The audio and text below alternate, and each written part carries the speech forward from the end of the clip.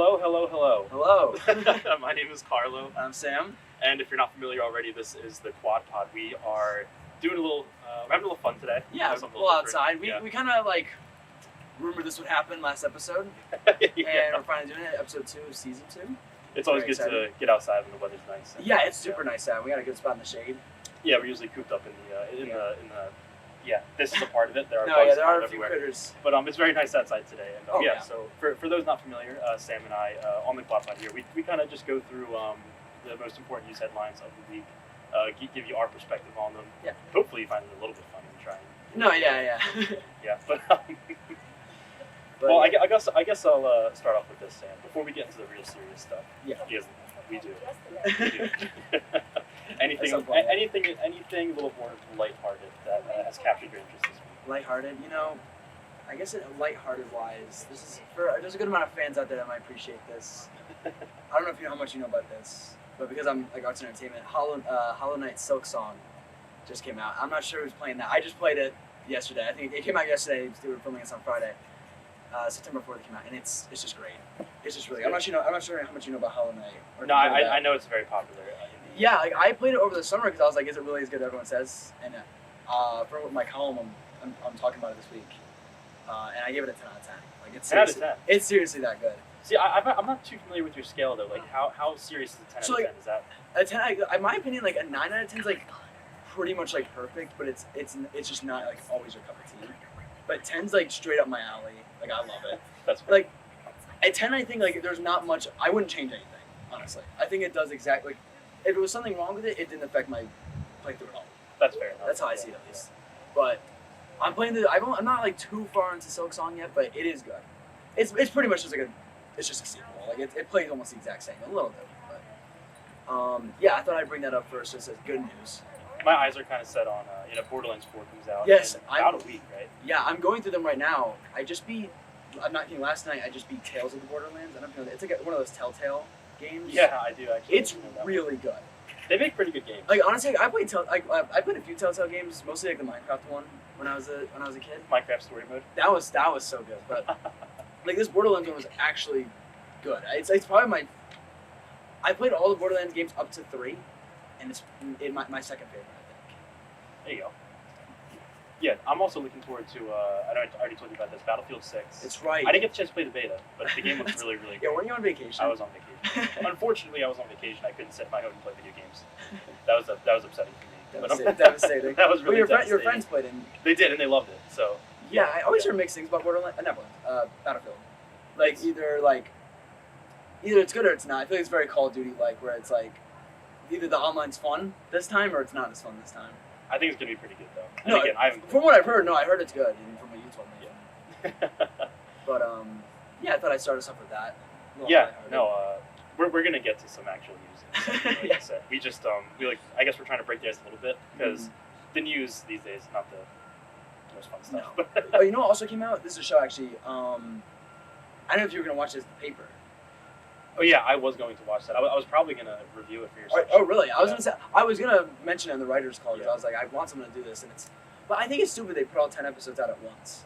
Apparently, I don't know enough to say this for sure. What I have heard is that when studios put all the episodes out at once, that means that they're less confident in it. Really? To retain viewership. I guess that does make sense. I guess that does make sense, but I don't know. It's a sequel to The Office. You'd at least get a few people to watch the. I guess you know what? It's good because like if you get someone to watch the first 2 episodes, they're probably gonna watch the rest. That's true. Yeah. And so it's like just say that people hated that first episode, no one would have gone back to the next one. So that is fair. But your point is a good one though. Like you would hope the spin-off to The Office, probably the most popular and acclaimed sitcom of all time. Like you would hope that they would have enough confidence in that to just let it run its course. And also, and we had this conversation before too. But it's a sitcom with a 10-episode season. Yeah, I don't know how long the episodes are. They might be 40-minute episodes. Even if they are 10 episodes for a sitcom. I know, right? I don't get that at all. That's. Nor do I think it's a very good idea. To me, that's a little ridiculous. And I do plan on watching it. Haven't seen it yet, but I'm interested. I've heard good things, honestly. Yeah. Like, I was kind of expecting mixed things, but everything I've heard said it's funny. Yeah. So and I like that main guy in it, Domhnall Gleeson. He plays General Hux. Star Wars. Yeah. That's like. And that's a funny cast. Yeah, and he's in some other things, but I don't think I've ever actually seen him in else besides that. He was. I mean, it depends what you think about the sequel trilogy, but I think he's okay. Like, I guess. I'll leave this here. The only time I've ever fallen asleep in a movie theater was Really? during Rise of Skywalker. It's the only time. So, like, no offense if you like that movie, but Dude, that was like okay. That's like one of that was the a little much for me. That was I had a similar experience like where I was like one of the only movies or something, but it was the only movie where like I went to the bathroom thinking I had time, and I got back right as the like the Star Wars like opening text ended, and so I opened it up and everyone's talking about like the Emperor, and I was like, wait, I was like so confused. I guess I was confused as everyone else when I first read it. I was like, yeah, he's back. This is so weird, but yeah, not exactly my thoughts. Yeah. Also, I know I say this all the time whenever I bring it up. Sam's not an Eagles fan. Not Eagles fan. Yeah, because he's not from here. Go Bears. Go Bears.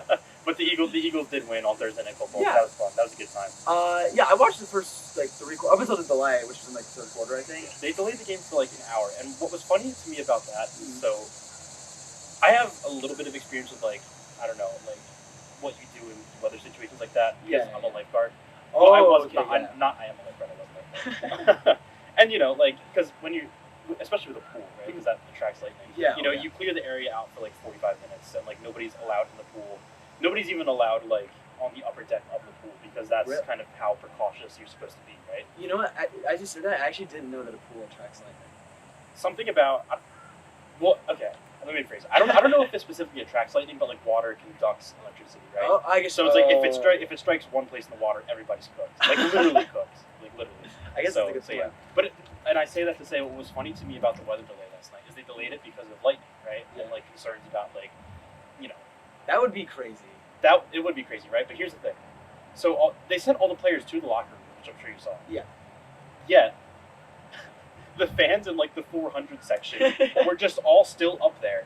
So it's like screw them, right? Yeah, Like, protect the players, screw the fans. Yeah. Like let's make sure we get like CD lamps in the locker room. But you know, if you're up in the 400 section, hey, you know, viva la vida, right? Yeah. Like whatever. That was. I didn't even think about that.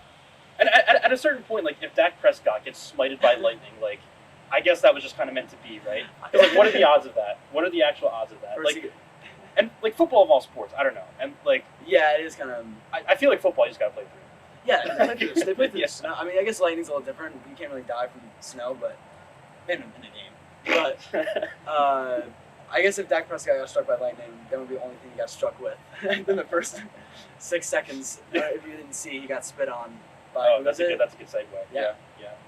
Who was Yeah. it? No, so Jalen Carter Jalen spit Carter, yeah. on Dak Prescott. They're calling it Spitgate. Are they gonna They're calling it Spitgate. Well, because Dak technically spit first, but it was like wasn't at Dak Prescott's getting spit in the direction a direction. of Jalen Yeah. Carter, and Jalen Carter took that as a very heavy slight. Yeah. He was Walked right up to him and spit quite right mad. at him. With might I add, so like if I'm Jalen Carter, like you are the ref. Mhm. So the ref was right there. Yeah. It was not Yeah. stupid move, but It was a really but really the bad but move. the Eagles won, and I won't go too much in depth on that because if you care, you know you probably watch the game. So. yeah. But yeah, we have some things to go through because we are a newspaper after all. We are a That's newspaper. what we're in case you forgot. Yes. Okay, so I would like to start. I think the most interesting thing probably. Mhm. So over the past week or so, it has been revealed that Donald Trump is in fact alive. He is alive. Yes. And your thoughts on that are yours only. Yeah. You know, whether you think that's a good thing or a bad thing. No, it was so shocking though because he was like, I remember something saying like he didn't even know that there was rumors. I was about to say that. Yeah. Yeah. Like the most chronically online 80-year-old man that you've ever seen. Are we really supposed to believe that he just didn't see that? He's on a different social. Yeah. Yeah, that everybody was speculating about his death, like over the course of Labor Day weekend. Yeah. And then what did he say? Did he say something today? He did say something today. So, and I have, I want to say, okay, so this is from The Independent. Yep. And we're recording this on Friday. You're probably watching this on Monday. Yes. So only a few days later. Well, yeah.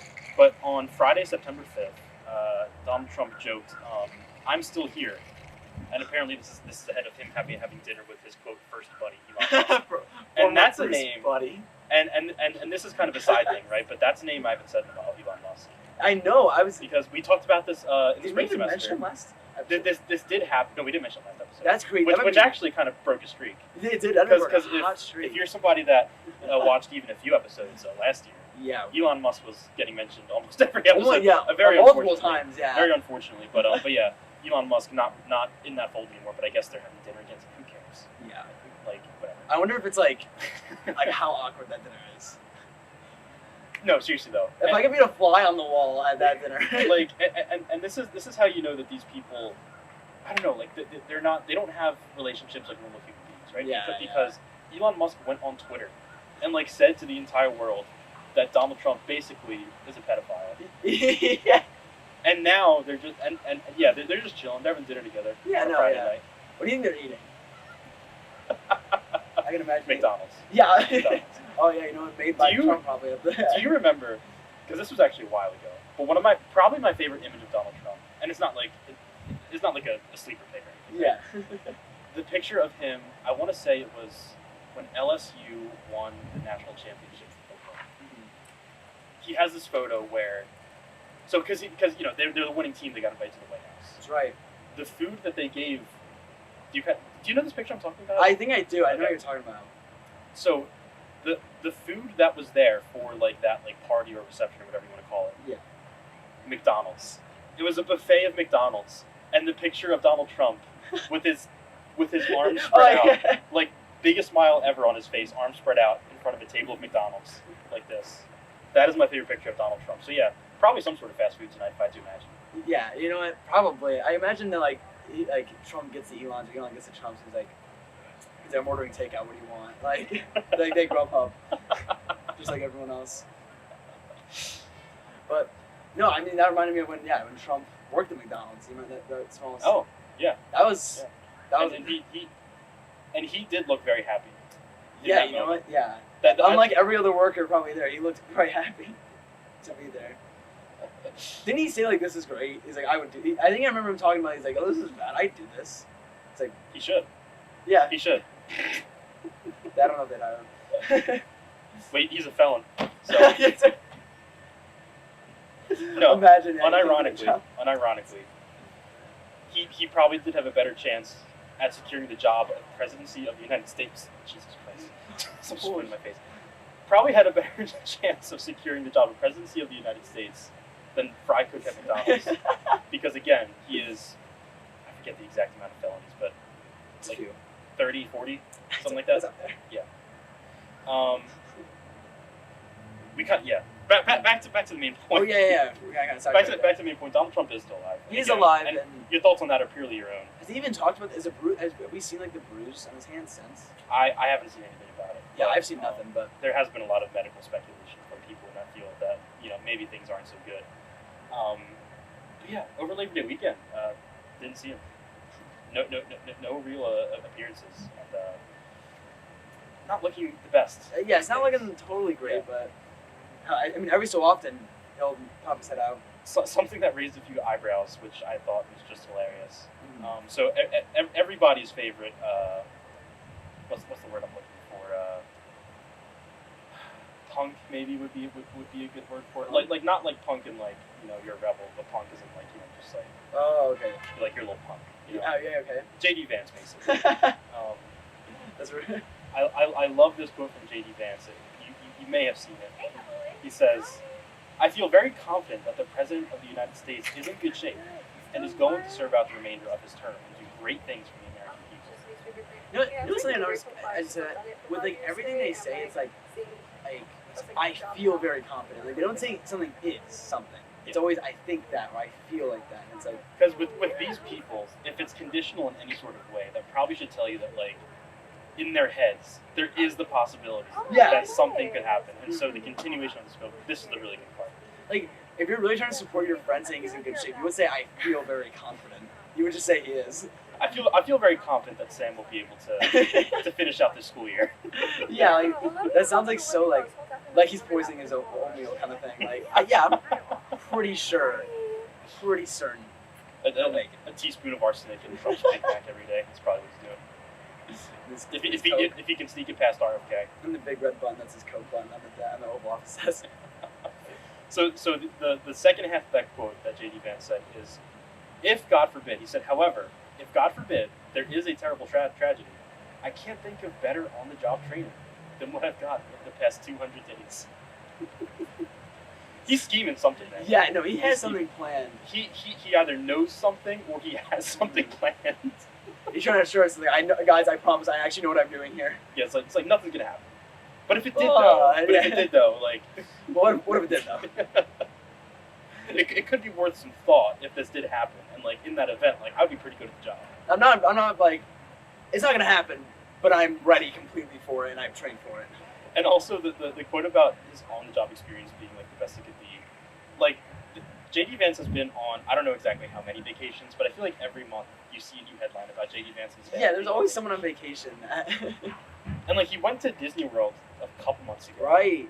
Didn't he pay for the whole thing from like just for his family? I don't know if he necessarily paid for it, but just because he is the vice president, I think. I think just because of that, he more or less did have the whole place to himself. I think that's a sweet deal. They don't tell you when you're like applying for that job. Applying for the job. Yeah. Yeah. A vice president or president. Dude, okay, even if it was a president, I voted for him. I'd be pissed as hell if I was at an amusement park. It's like, oh, actually, guys, like. Dude, you'd have to schedule that so in advance. Imagine, like, yeah, you paid for like 4 days or something like that, and then it's like, oh, when JD Vance is there, we can't do it. I'd almost want a refund. I would, especially if it's JD Vance, especially if it's that little goblin.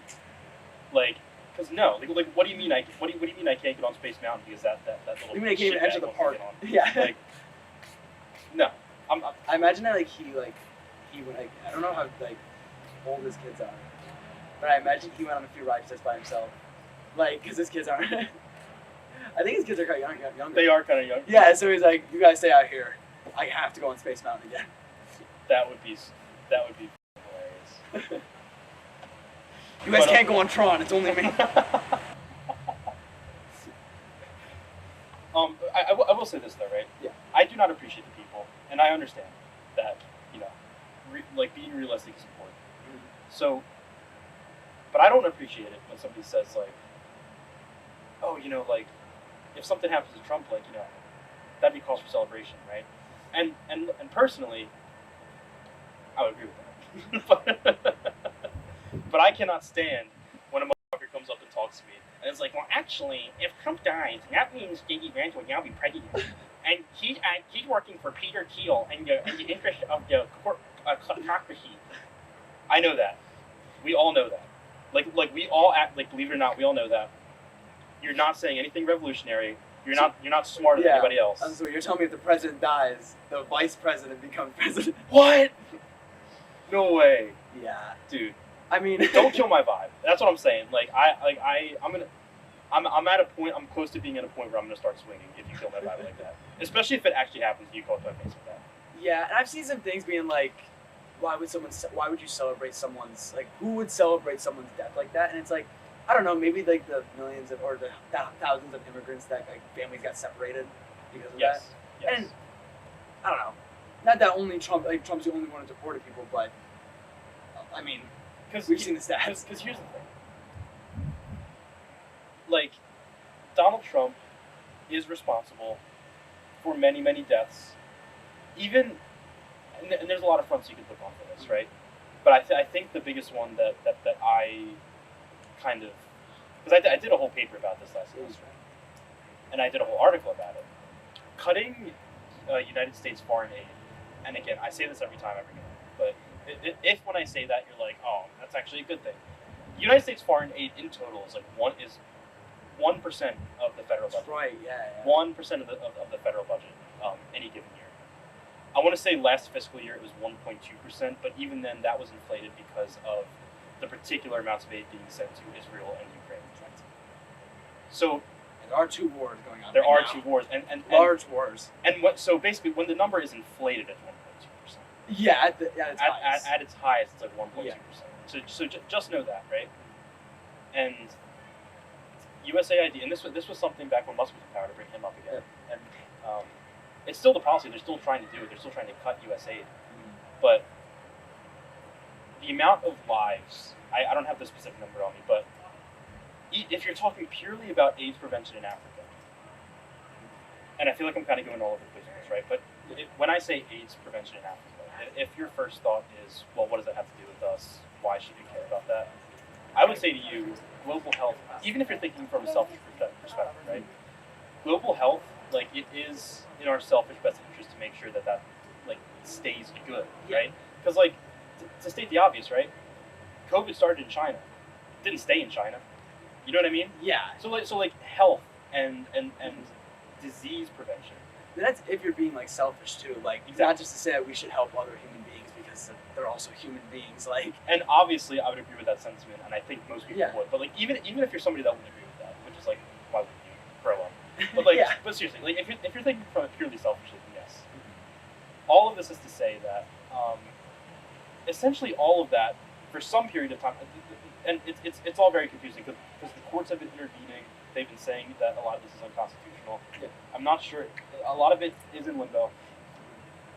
But the cuts that they made, like cold turkey, right? Back in, like, I want to say this was February.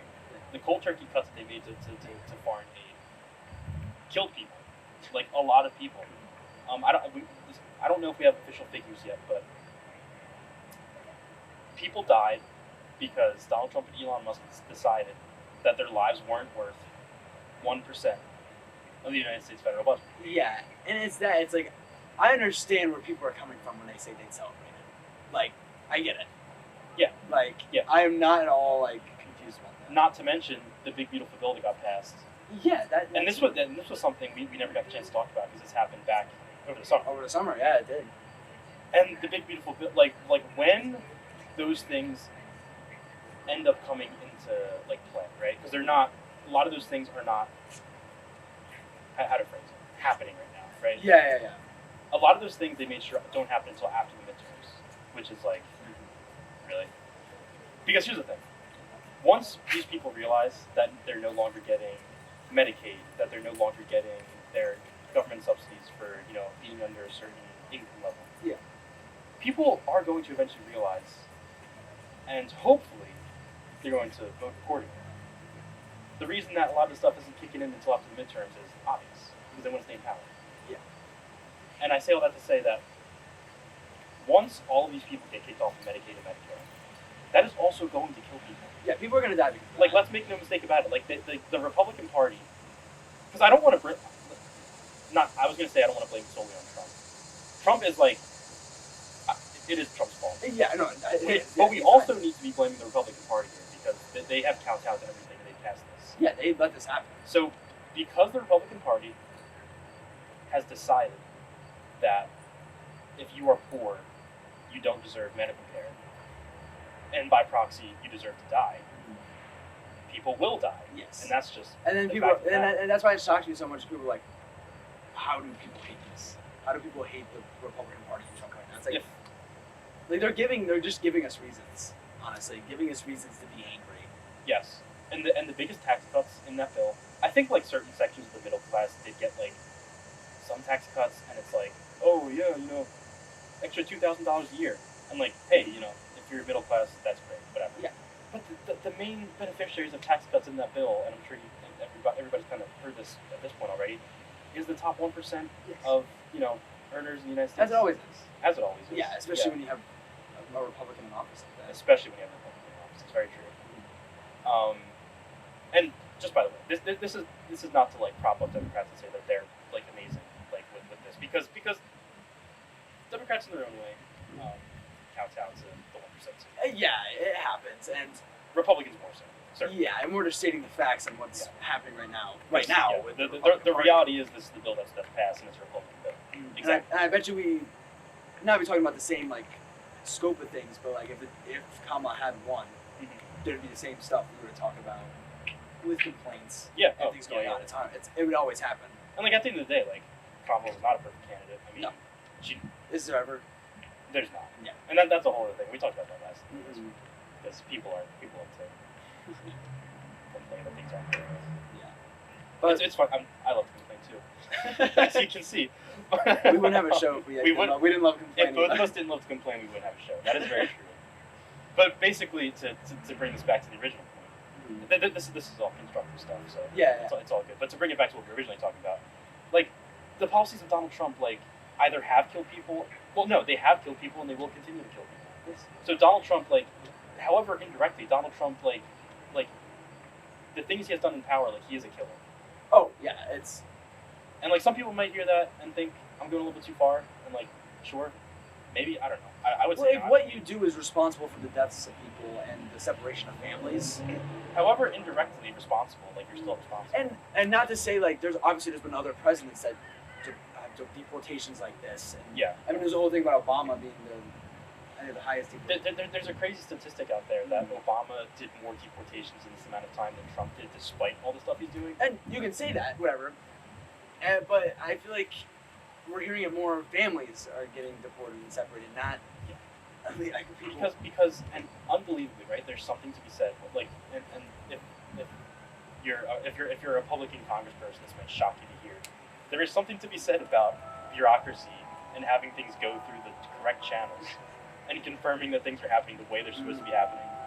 Yeah, what did they call? Like it was like a mistake. What did they call it a mistake? Like Yeah, Kilmar and Brady Garcia. They said that his detention in El Salvadoran mega prison was, I believe the term was an administrative mistake. That's what it was. Yeah, I'm pretty sure it was that. It's just like, how are you gonna call a life an administrative? I knew we talked about this. How are you gonna call a life an administrative mistake? Because here's the thing: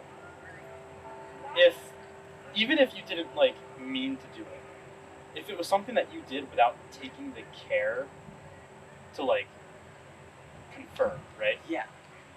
That's not a mistake. It's not a mistake. It's a product of intentional behavior. Yeah, something It's that not on a mistake. purpose got caught and like, oh, whoops. Yeah. Yeah, but I don't know. I feel like we can but say what we said about that. But he is alive. Trump is alive. He is alive. He is alive. He was golfing over the weekend, apparently. But I found a headline before we started recording. That's right. Yeah. And this is a really good one. So the New York Times, the headline is.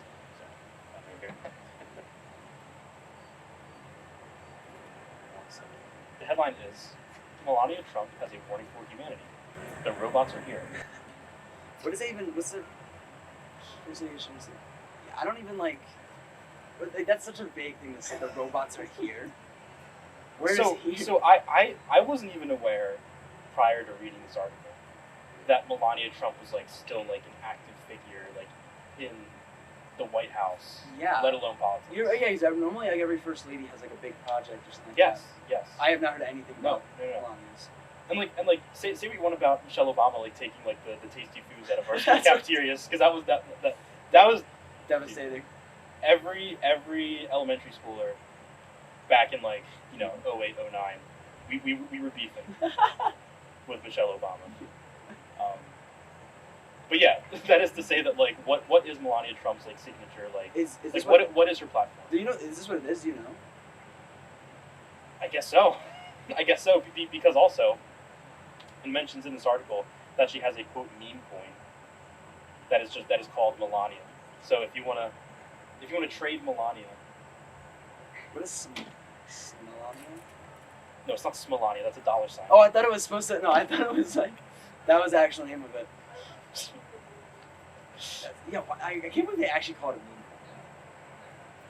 Yeah, like- 2025 isn't really a great time. This isn't a real year. Like if you would have said 10 years ago, like, oh yeah, Melania Trump is a meme coin, like that. Yeah, I probably would have saved myself the effort and killed myself. Firstly. But Yeah, she- apparently the robots are here. She said, quote, cars now steer themselves through our cities. Robots hold steady hands in the operating room, and drones are redefining the future of war. She talked about, quote, first-generation humanoids. Yeah, that's my response. I think she watched an episode of Westworld and thought it was good. Yeah, I mean, yeah, it is true. I mean, AI is going crazy, and there's a lot going on with artificial intelligence and robots, and you're kind of talking about this earlier, but I don't know. Dude, you know what this reminds me of? So, first day of class, right? First day of class. Seriously. Like, I'm sitting there and just like listening to like, it's syllabus day. Yeah. Literally syllabus day. Bro. This girl sitting in front of me on syllabus day, first day of class, had ChatGPT locked and loaded. And I'm like, what could you possibly Yeah. need that for? Summarize the syllabus for me. Like, And obviously, we've both been extensively on record saying that like we don't support that in any. I mean, as context. an organization, I feel like we. As an organization, as the quad, yeah, we've been very clear about that too. Yeah. But like I don't like look. People use it for a lot of different things, and it's like sure, like the technology's there. If it helps you, it helps you. Mm-hmm. But dude, first day of class. That's insane. What are we doing? Like, I don't know if you noticed this. I was talking to I knew someone who went to a different college. But I feel like Westchester has a pretty strong stance on no AI. On like any article, like not like articles, but like papers, term papers. Yeah. All my writing classes have been like no AI at all. Yeah. But I've heard from colleges they're like, you can use like 10%. Just like that. That's the first time. Someone told me that their professor from a different school said that if you use AI, you would just have to like write in in parentheses that this part was AI generated. I'm just like, are you serious? Like a college, a university is going out saying that you can use AI on paper. We might really be done for.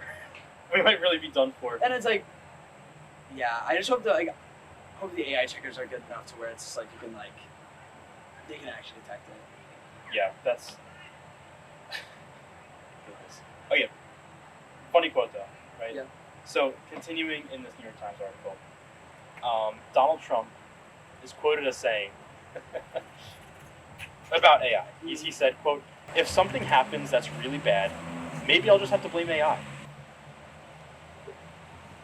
And I love just like the admission of the strategy there. That like if something happens, or like there's a video or something that like that he doesn't like, yeah, like, maybe I'll just have to blame AI. Yeah. I love the next thing that like this notion seems exactly the sort of thing his wife would soon warn about from the White House. Like, so maybe when people start to lose their health care in like 2 years, maybe it's just AI, guys. Yeah, it's just an AI mistake. It might just be AI. Like, it's a fair point. Like when you don't think about it, it's a fair point. I love it. Yeah, I also like.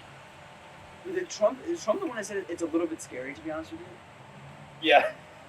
The man who AIs himself with a lightsaber and yes, and he's been doing a lot of that recently too. And again, a lot of it is to like, and this is something we'll also touch on in a minute here. Yeah. I do feel like a lot of it, and like it's hard to say what the actual strategy is because obviously, like Trump has been like bouncing wall to wall recently with like all this crazy shit. Yeah. And I would be a part of the crowd that believes that a lot of it is to distract from the Epstein files. Oh yeah, like, and you've seen it; it's died down.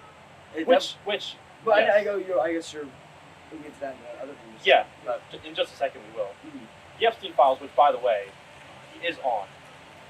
There's no debate on it at this point. Even other Republicans are like, yeah, he didn't do that so well. I've seen it's no, and I love the argument. Like it's like, well, hey, Bill Clinton might be on there too, dude.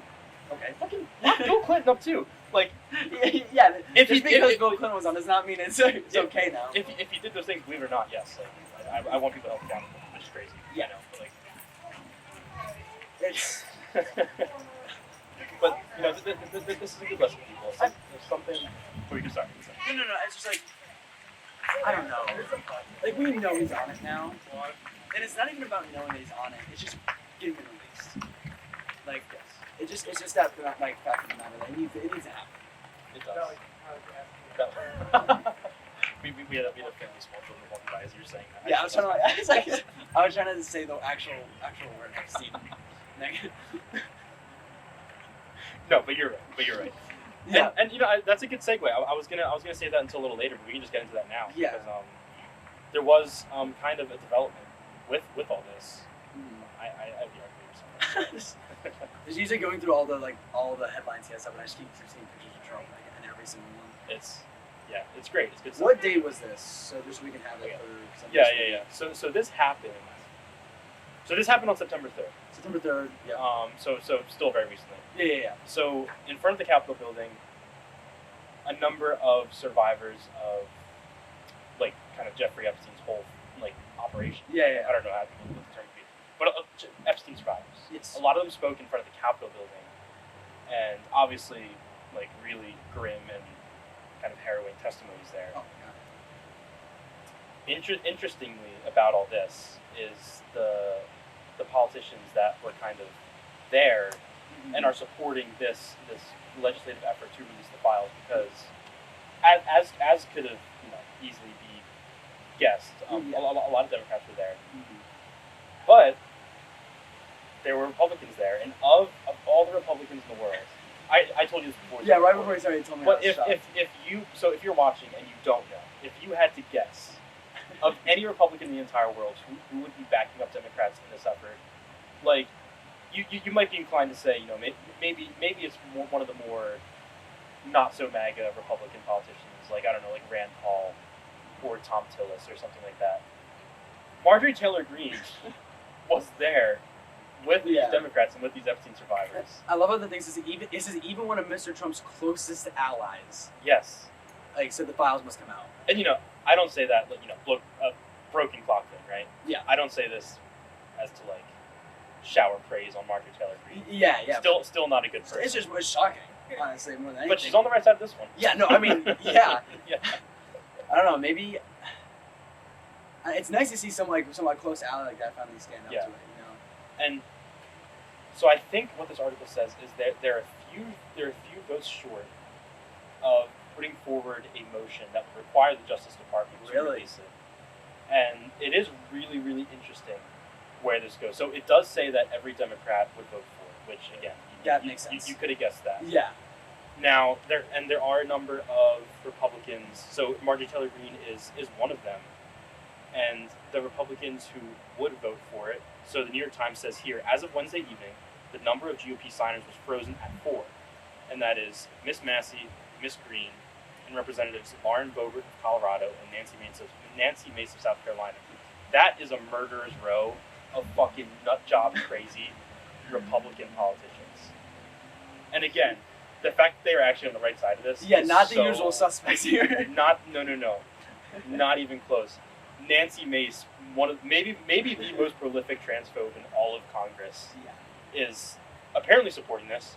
Lauren Boebert, who got a hand job during Beetlejuice, is it true? That's the thing. Oh my God. Google it. I'm not going into it right now, but that happens. You should Google it. Is supporting this. I gotta stop being shocked by this, politics and stuff I hear.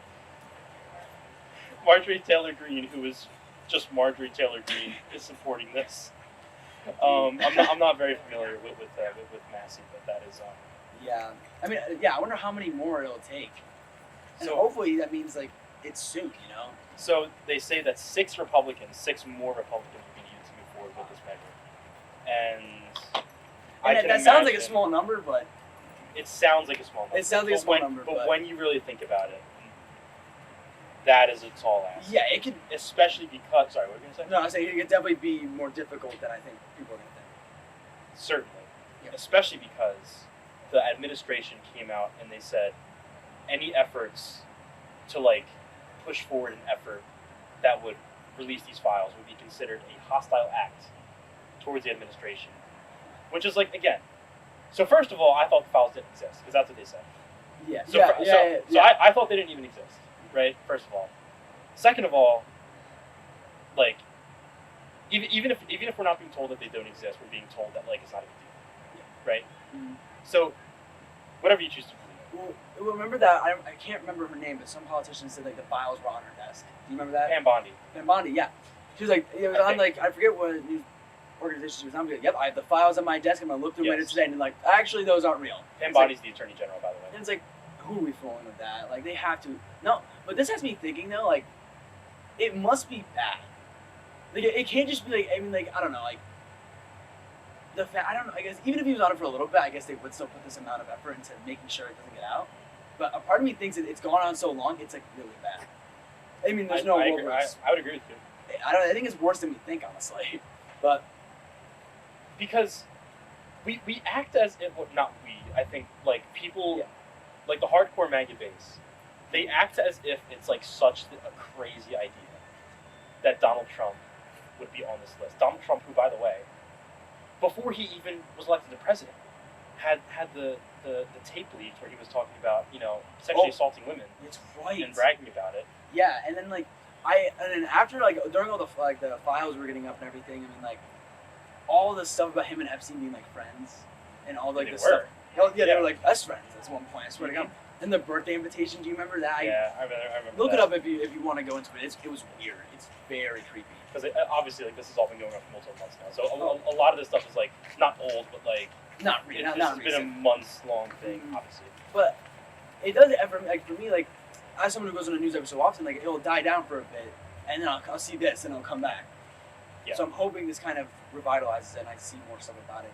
I mean, hell, if we can get 6 Republicans to actually do it, I can imagine though those 4 Republicans are like kind of getting ostracized right now by the whole party.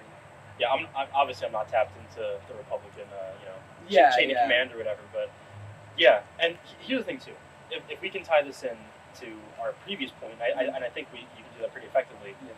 So Donald Trump, and I didn't say this before, so obviously he's still alive. As of the recording of this podcast, he's still alive. It's with an 80-year-old man in that condition. I mean, by the time you see this, who knows? But it happened with the Pope last time. So. And if it does happen between this recording and when this comes out, I swear I don't believe it. Because it happened with the Pope. That did happen with the Pope. But okay. Lost my train of thought. Okay. Here's what I was gonna say. Yes. So, with Donald Trump being an 80-year-old or near 80 years old, I think he's 70, right? Yeah. For simplicity's sake, he's 80 years old. He's old as sliced bread. Like, not in good condition. Again, like I said. No, not healthy. Like all indicators would say that Donald Trump might not have that much longer. Yeah, I mean, it is with us. It is true. Yeah. I mean, whether or not he's healthy or not, he's still almost 80 years old. And here's the thing. He's not healthy. And here's what I'm thinking. Here's how I'm thinking that this could tie together. Yeah. Because at a certain point, like even if you fill out the rest of his term, Donald Trump is going. He's an 80-year-old guy. He's going to pass away sooner or later. Well, not. I don't know. At some point. At some point, he will. And when that happens, these Republican legislators are going to have to carve out their own path. They will no longer be able to hide under the umbrella of Donald Trump and Maggie. It's just not going. It's not going to work that way. Yeah, it's gonna. I think if I had to guess how it's gonna crumble. And so, if I were a Republican congressperson, yeah, like right now in September of 2025, I would not be so afraid of Donald Trump because your electability at a certain point has to go past him. Mm-hmm. It has to. And once Donald Trump dies, right? Yes. If people can come out and say that you blocked the release of a report of the most prolific pedophile ring in the entire world, if people can come out and say that against you, that is not a good look. Believe it or not, that is not a good look. I don't know how they're managing to like dress this up even now. I mean, that's the power of Donald Trump, right? Yeah. Because somehow, some way, like he's convinced these people that this is not a problem. But when Donald Trump is no longer around, that is like some blazing hot ammo for people to use against you if you are currently standing against this as a politician. And you know what's probably gonna happen? I can totally see what's happening. It's like after maybe Trump passes away, there's gonna be a documentary that comes out, and all the Republicans will be like, his power over us, we couldn't do anything about it. And it's like the 4 Republicans right now are doing something about it. I also want to say real quick that right when you said prolific pedophile ring, some guy was like walking past the cameras and he gave you like the most nastiest look ever. He had no idea what you were talking about, and then he heard Epstein. He was like, oh. he chilled out when he heard that. Well, yeah, because he was like he didn't know. All he heard was prolific pedophile ring. These are the pleasures of recording outside. Yeah, it's sometimes great. But yeah, it's point saying. I'm sorry I didn't do more, but no, yeah, it really is mind-boggling, and I would be inclined to agree with you that it's probably worse than we think. Probably worse than we think. I think it is because and again, like I said, like not only has he bragged on record about sexually assaulting women, but he was found civilly liable for a sexual assault, like a year or 2 ago. I think so. Like that's something that happened, you know? Yeah. And yeah, the idea that it's just impossible. I don't know where that comes from. I think it will get released one day. There's no. I do believe that it will get released. One day. I mean, obviously. Hopefully soon, but I guess we'll see about that. You know, if you've said all that, and if you still disagree, then if you're really gonna sit here and say that Epstein files should not be released, That's just crazy. Yeah, you're a little off the rocker, I think. Speaking of off their rocker, Donald Trump is off his rocker. Right. Talked about him a lot. But why don't you introduce this one? The Department of Defense name Right. change. It was announced. I think it was today. Yeah. A few hours ago on Friday, September 5th, that the Department of Defense is getting a name change to the Department of War.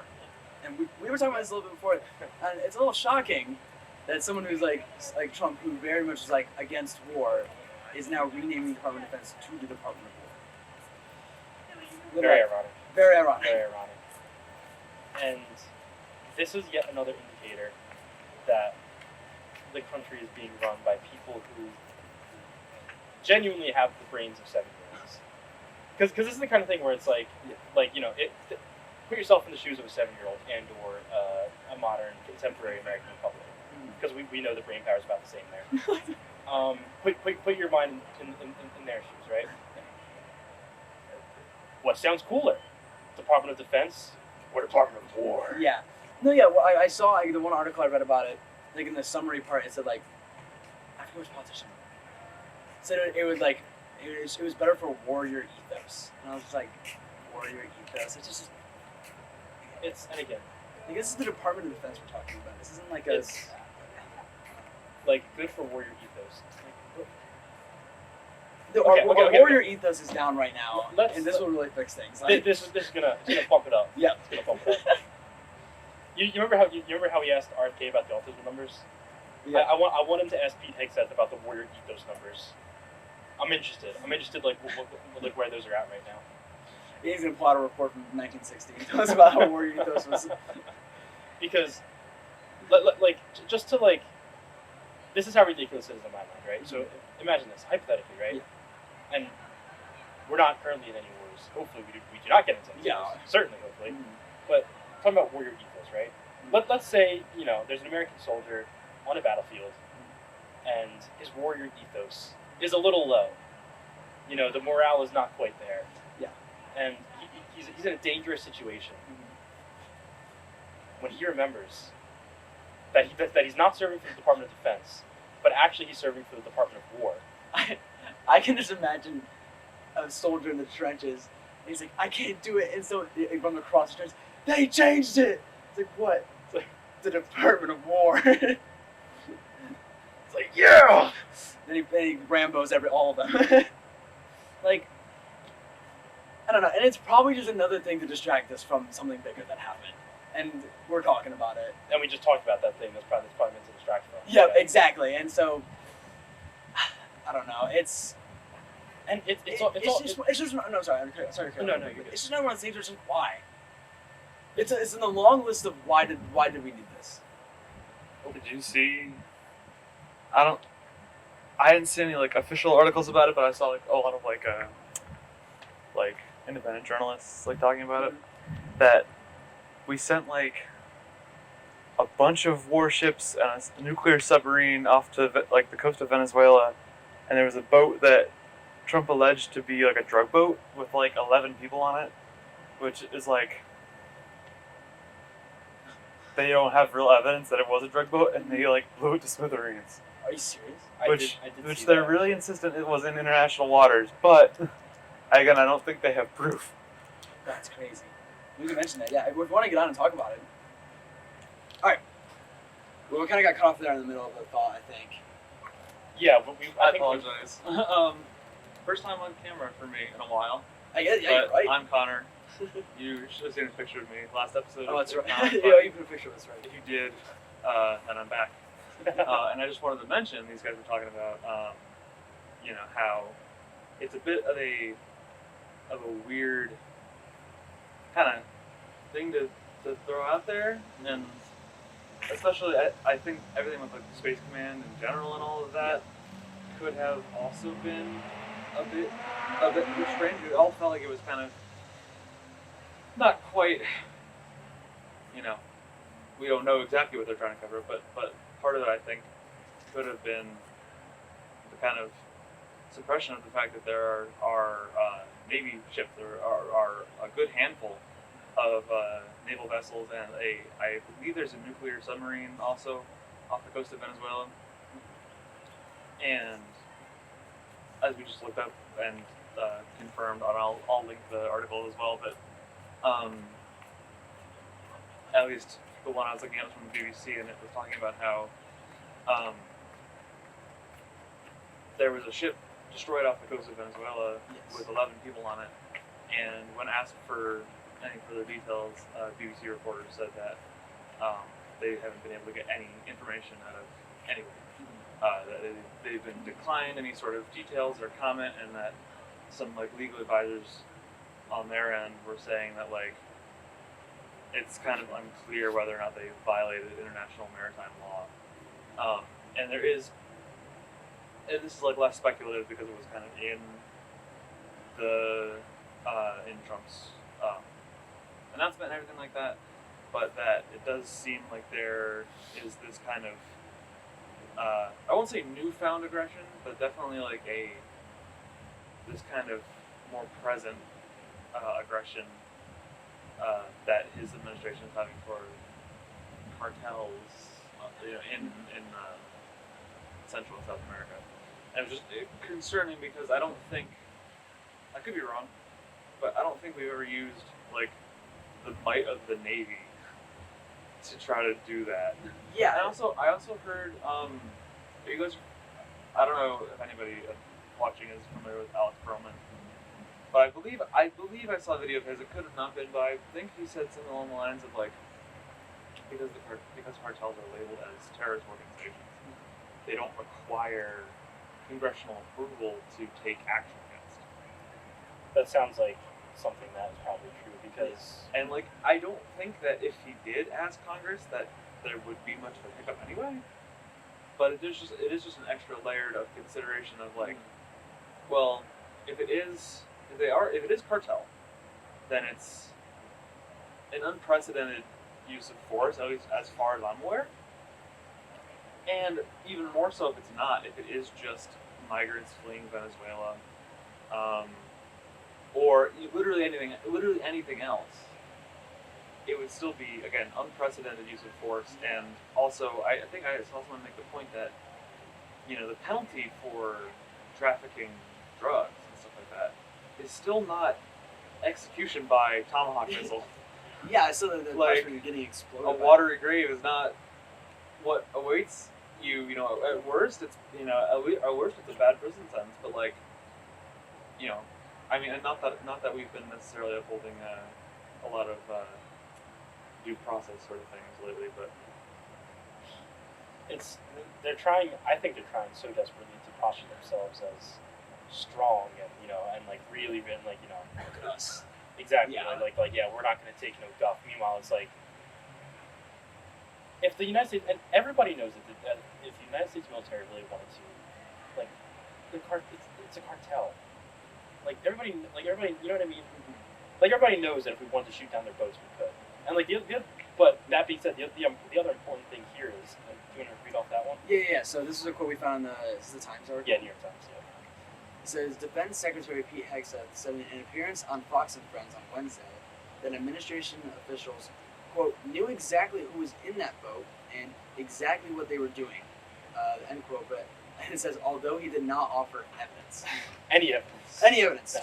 So he just said those things. I mean, like, and it's what I'm getting at is they're trying so hard to like posture this as like an invasion and a war, and because that's Trump tried to invoke like a really old piece of legislation, and basically by trying to say that gangs and cartels were like legit invading the United States. What is he? Goodwill Hunting? He's Exactly. like, the act from 1782. Yeah. No, seriously.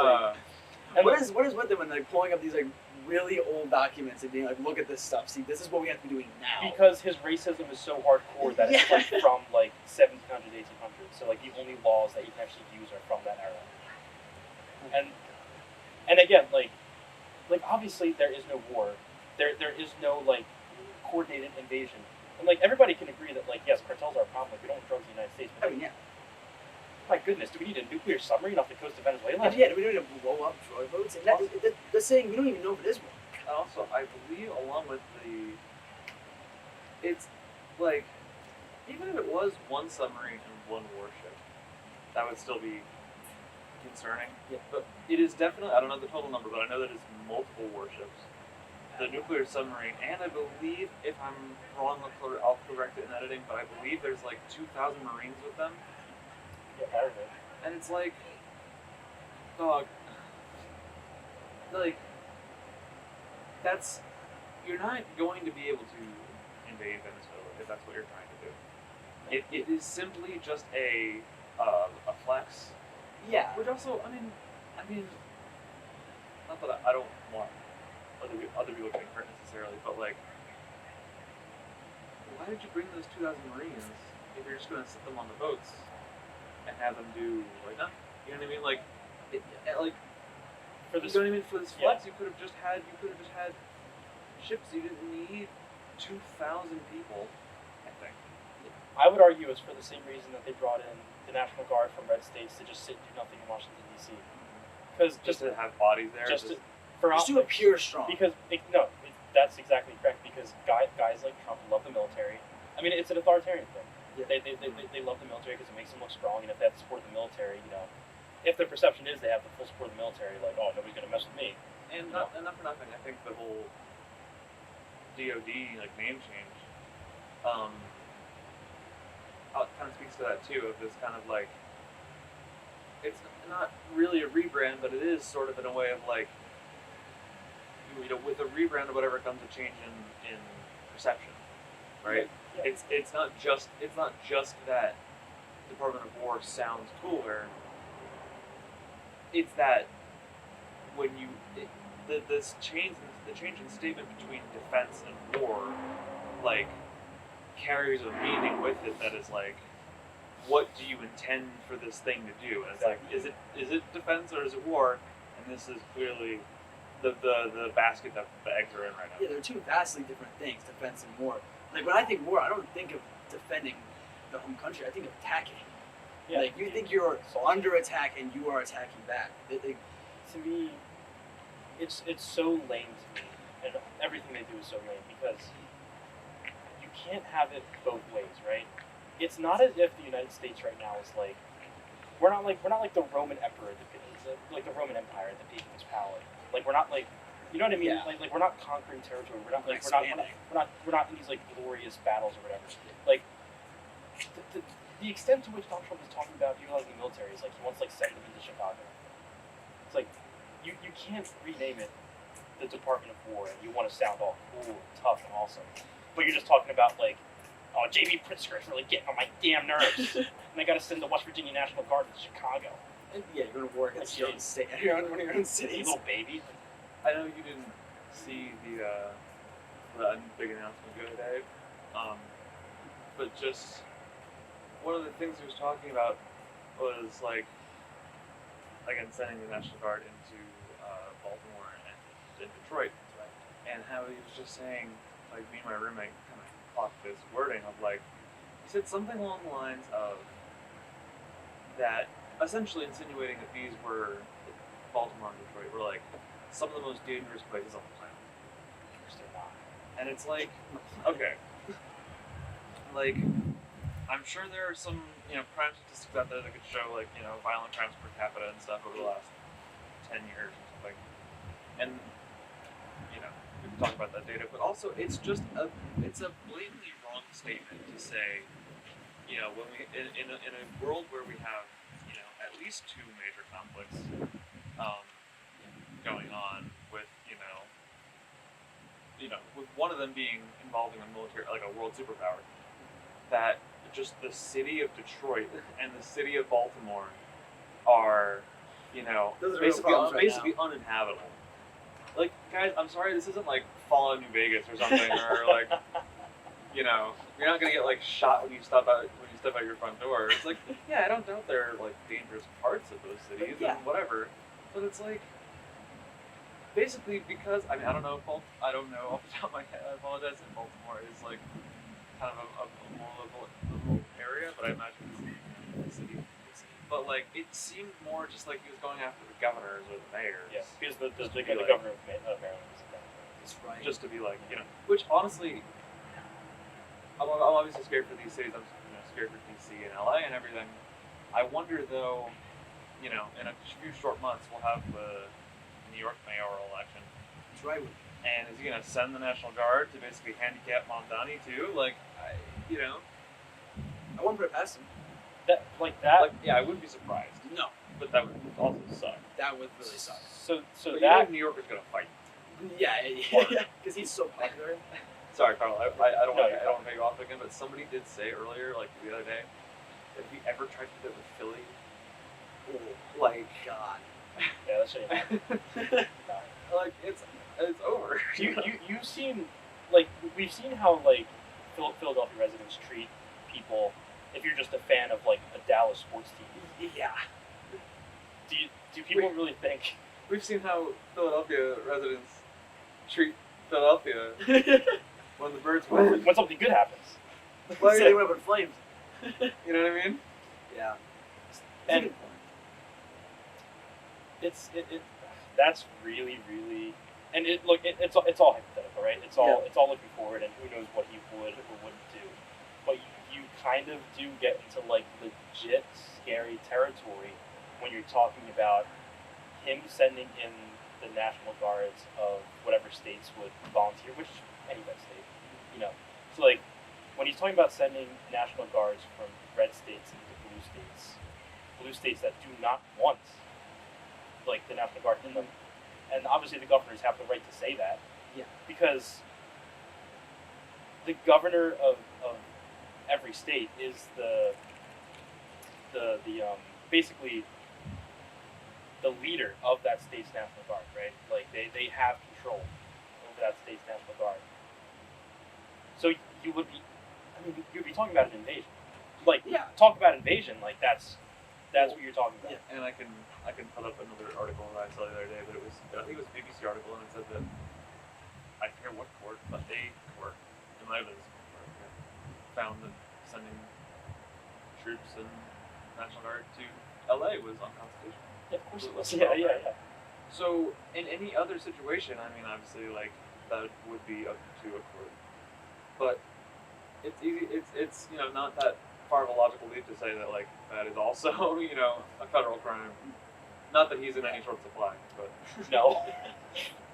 You know what's funny? You know what I mean.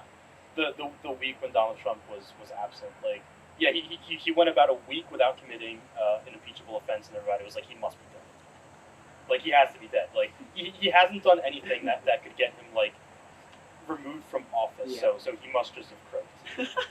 That's got it. Or I can blame AI. That's right. It probably was AI. Well. Yeah, we can wrap up. Yeah, we can wrap up. Did we hit up our ideas? Yeah, we hit up most of them. I had RFK, but we talked about him last week too. So. Yeah, I think. Yeah. Well, in the meantime, hopefully, if you're seeing this, it's probably Monday morning, and our general quad meeting will be later today. That's very true. So, if you're watching this and you're a new member, we're really stoked to see you around. We've already seen a lot of enthusiasm, so keep the energy up, and we're all really excited. Even though I know I'm on the periphery a little bit with multimedia, but it's so cool to see people excited. It's cool to see people buzzing, and going up to Sam and being like, I have a million ideas. You're not on the periphery. You are the heartbeat. Always here. As is all of our wonderful staff and employees. And I didn't mention this when I started recording, probably for good reason, because I shared some somewhat controversial opinions. I am the editor-in-chief. If you made it this far, you can probably bear me a little bit. And as the editor-in-chief, I would say, if you're watching this as a prospective member of our organization, the Quad, the school newspaper, super excited to have you on board if you're interested at all. And we're going to have a great year this year. We do have the best staff. Everybody's super welcoming and friendly, and we want you to be here. Our weekly meetings are Mondays at 4:30 in Sykes 253, and everybody's welcome to those if you have any interest whatsoever. Yeah, if for some reason you can't make those, always the RAM Connect, and from there Yes, you can get put on writers' calls and stay in touch with us in Definitely. some way through email, and Because people have asked this question, so I'll just the meetings are optional. right? They are optional, but You do not have to go to meetings to contribute to it. but it is a lot of fun, and we do go over a lot. And so if you can make it, please show up. That'd be really great. But Absolutely. obviously, we know that there's classes during those times. And so, Certainly. yeah, but we're always open to new ideas, new columns, new articles, a lot of Yes. new opinions. And from this first online week, especially my section, I got so many new stories. I'm so excited to read them all Yeah. and Yeah. see all the other sections. Because above all else, it's fun. It is You know fun. what I mean? It is fun. Yeah. I mean, you can write it. Sorry. No, yeah, I was just saying, like, absolutely. Like, even just kind of the run of the mill meetings with writers' calls and stuff like that are always a blast. It's, you know, especially for staff, and you know, the more you get involved, like working on Sundays or whatever, us filming this, like, everyone gets really close, and it's a lot of fun. Yeah. I mean, we really are. I mean, we're all like a family, really, at this point. It is true, honestly. Yeah. Seriously. So, and whenever I say that, I feel like it makes it sound like a cult thing. But we have a great time, and we love that. Not cool, just supportive. Very supportive. We all Very, we all the last name Constantine. But yeah, you know, you can cover the serious stuff if you want. You know, if you want to write about all this Trump stuff we talked about today, that is great, and we need that. But also, if you just want to write about, Did you hear that there was somebody who showed up at the involvement fair, I think, and hopefully not embarrassing if they're watching, but they came up and they're like, "Oh, I really want to write about like science. Is that cool?" And we're like, "Yeah, like totally whatever." And I was kind of like, "Oh, like what niche of science are you into?" And they were like, "Oh, like biology and like paleontology." And I was like, that's the great. worst thing I've ever heard. Yeah, Like, you're gonna get dinosaur articles potentially.